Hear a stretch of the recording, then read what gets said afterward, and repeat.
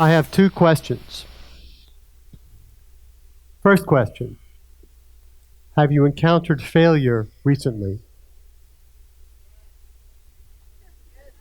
Second question, if you have, how did that encounter with failure turn out? We fail to remember where we left our cell phone, where we put our keys, where we parked our car. We fail to write that amazing essay to get the grade we want on that test or quiz. Or we fail to put together that perfect TEDx presentation. Our failures can be insignificant. I failed to turn the TV off at night. Our failures can have far-reaching consequences. As a global community, we are failing to effectively clean up toxic pollution. But whether our failures are significant or insignificant, the fact is, failure is a part of life. And yet, if you think about the images you see on a day-to-day basis, the messages we receive, we might believe that success is all that matters. Talented and successful. In control and successful. Savvy and successful. Active and successful. Tastefully energizing and successful. Systematic and successful. In such a success-driven environment, it's no wonder we might find it difficult to think about failure. But if we do take the time to think about failure, we can realize that when we encounter failure, we have a choice. We can choose to fail unsuccessfully.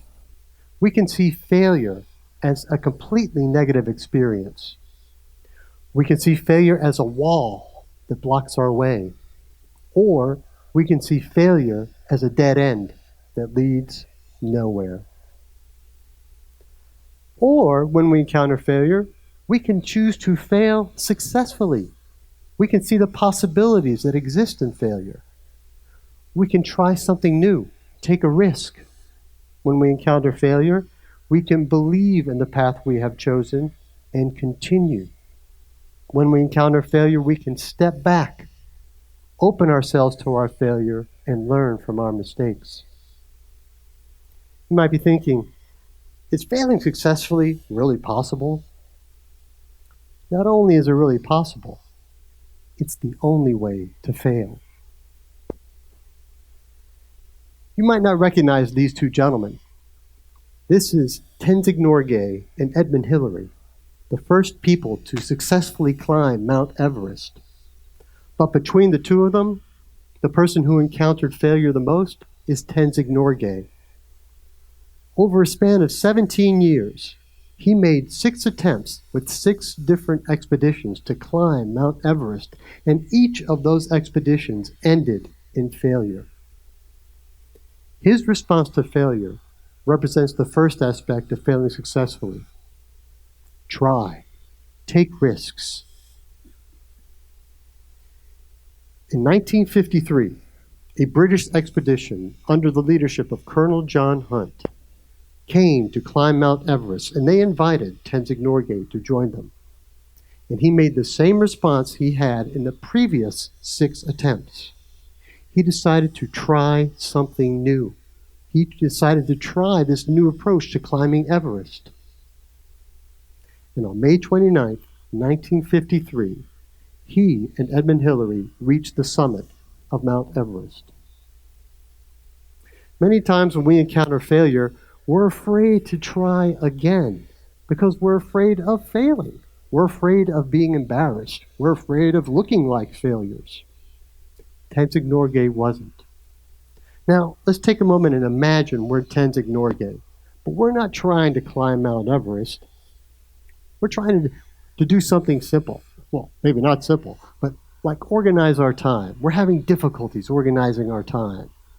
And so we're going to try something new. We're going to take a risk and do something different to try to organize our time. Now, you might say, organizing our time? That doesn't seem like much of a risk.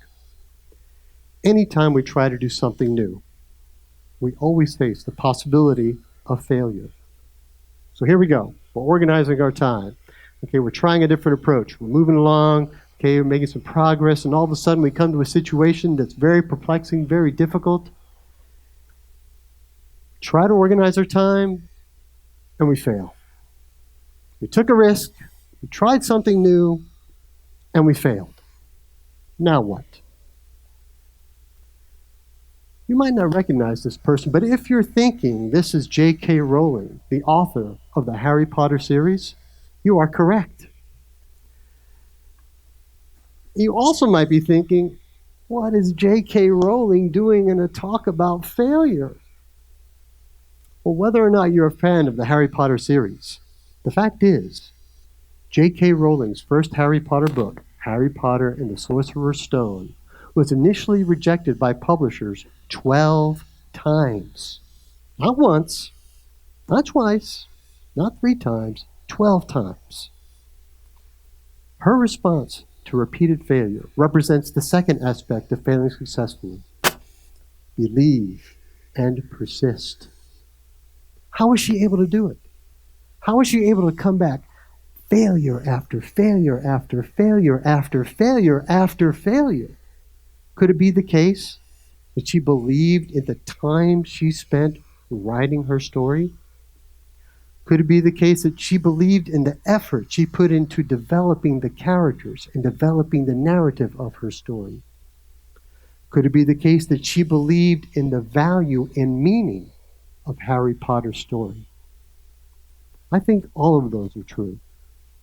So I think that when she received a rejection, she realized she had failed, but she believed. And so she took her manuscript and she submitted it to another publisher. She believed and she persisted.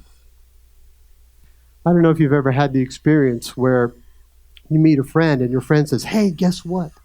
I've just started this new exercise routine. And you say, hey, that's great. Glad to hear that. And maybe a couple of months go by and you see that same friend. And you say, hey, how's that new exercise routine going? And your friend says, oh, it didn't work out. Now, let me be clear. Our place is not to judge other people. There are many reasons why someone might stop doing something that seems to be beneficial for them. There could be personal reasons. There could be family reasons. There could be medical reasons. So our place isn't to judge. But we can ask ourselves, how do we respond when we repeatedly encounter failure? Do we believe that we're worth the effort to continue? Do we believe that we're worth the time that it takes to make things happen? JK Rowling did. She believed in what she was doing, and she persisted. And so can we. Now, failing successfully isn't just about taking risks and trying something new and believing in ourselves and persisting. We can actually, in our failures, grow from our failures. This person might not be familiar to you, but there's a hint as to who they are in the photo. This is Thomas Edison, the inventor of the incandescent light bulb. Thomas Edison was a very successful entrepreneur with many inventions to his credit. So again, you might be asking, what's he doing in a talk about failure? In the process of inventing the incandescent light bulb, Thomas Edison failed 1,000 times. That's right, 1,000 times.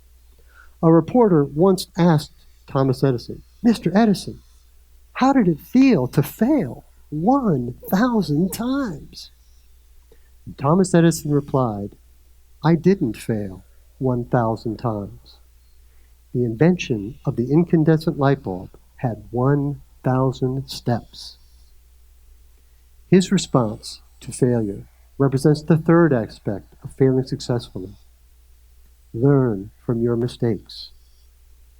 Thomas Edison saw his failure not as a step back, but as a step forward.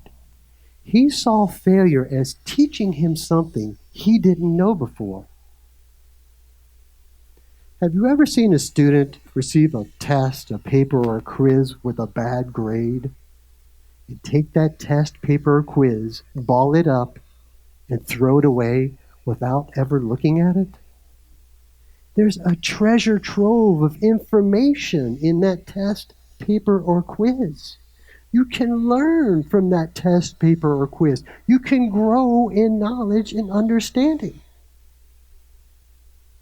And I'm not just talking about tests, papers, and quizzes. What about that failed relationship? What about that falling out you've had with a friend or family member? What about that job interview that didn't go well? Do we just ball those up, throw them away? Or do we step back, open ourselves to our failures, and allow our failures to teach us so that we can grow personally, grow towards our goals, grow towards success? Thomas Edison did. So can we. Now, failing successfully does not take away the sting of failure. It gives us a way to meaningfully engage failure.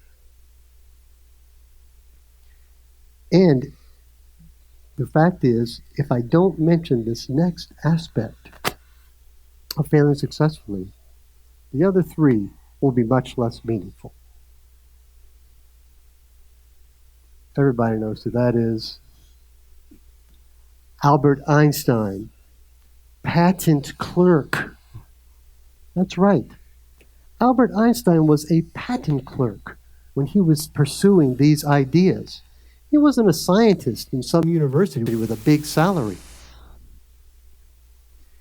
In 1902, Einstein moved to Switzerland, where he procured a job as a clerk in a patent office. He was pursuing his studies, but he wasn't getting any recognition. No one was really paying attention to him. What if, and this is very unlikely, but what if Einstein had said, you know what? No one's paying any attention to me. I'm just a patent clerk. I'm going to forget all this. What if he had said that? Where would we be? But he didn't say that. He saw the potential and the possibilities in his idea, and he pursued them. And in 1905, he published 3 groundbreaking papers that changed the way we see the universe. Einstein's approach to failure represents the 4th aspect of failing successfully. Look beyond. We fail unsuccessfully when we say the following: I'm just a student. I'm just one person. I'm just an amateur. When we do that, we put ourselves into a box. And maybe we do the same to others. And the difficulty about this is that we're the only ones who can get ourselves out. And we get ourselves out by understanding that each of us has potential and possibility. There's so much potential in each one of us, so many possibilities in each one of us. But if we are limiting ourselves by putting ourselves into a box and saying, I'm just, it's going to be very difficult to see that potential and that possibility and pursue it. So, ladies and gentlemen, I hope for all of you that when you encounter failure, you take risks and try something new. That when you encounter failure,